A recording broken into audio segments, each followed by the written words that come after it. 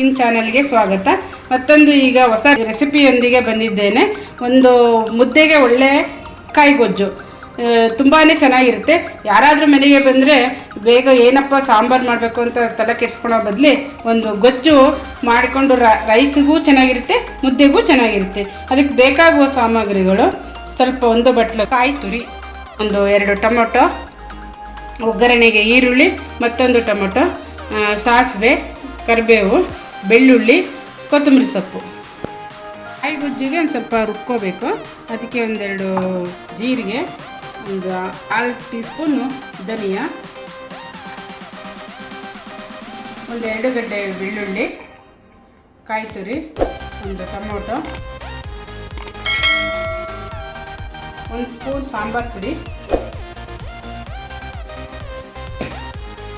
ಚೂರು ಹಸಿಮೆಣಸು ಪುಡಿ. ಎಷ್ಟು ಬೇಕೋ ಖಾರಕ್ಕೆ ತಕ್ಕಷ್ಟು ಹಾಕೊಳ್ಳಿ. ನಂತರ ರುಚಿಗೆ ತಕ್ಕಷ್ಟು ಉಪ್ಪು, ಸ್ವಲ್ಪ ನೀರು ಹಾಕೊಂಡು ರುಬ್ಕೊಳ್ಳಿ. ನಂತರ ಒಗ್ಗರಣೆ ಮಾಡೋದನ್ನು ತೋರಿಸ್ತೇನೆ.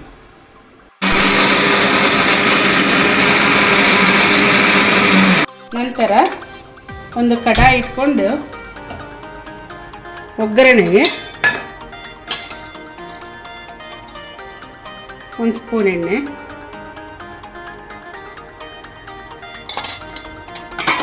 ಎಣ್ಣೆ ಕಾದ ನಂತರ ಸ್ವಲ್ಪ ಸಾಸಿವೆ,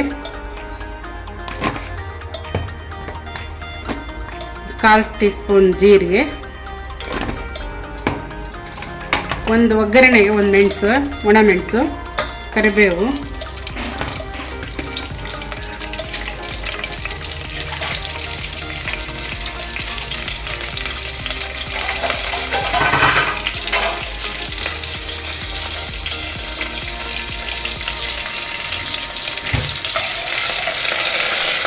ಚಟಪಟ ಆಯಿತ ನಂತರ ಒಂದು ಟೊಮೊಟೊ, 1 ಈರುಳ್ಳಿ ಒಗ್ಗರಣೆಗೆ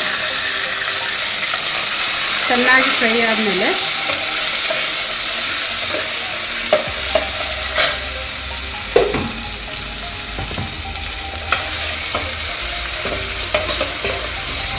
ಚೆನ್ನಾಗಿ ಫ್ರೈ ಆಗಬೇಕು.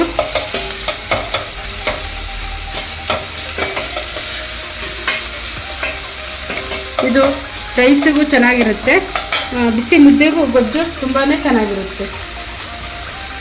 ಈ ರುಬ್ಕೊಂಬಂದಿರೋದನ್ನು ಈ ಫ್ರೈ ಮಾಡಿದ್ದೀನಲ್ಲ ಈರುಳ್ಳಿ ಟೊಮೊಟೊ ಅದಕ್ಕೆ ಹಾಕಬೇಕು. ಸ್ವಲ್ಪ ನೀರು ನಿಮಗೆ ಎಷ್ಟು ಬೇಕೋ ಅಷ್ಟು ನೀರು ಹಾಕ್ಕೊಳ್ಳಿ. ಟೇಸ್ಟ್ ನೋಡಿಬಿಟ್ಟು ಸ್ವಲ್ಪ ಹುಳಿ ಬೇಕಾದರೂ ಬಿಟ್ಕೊಳ್ಳಿ.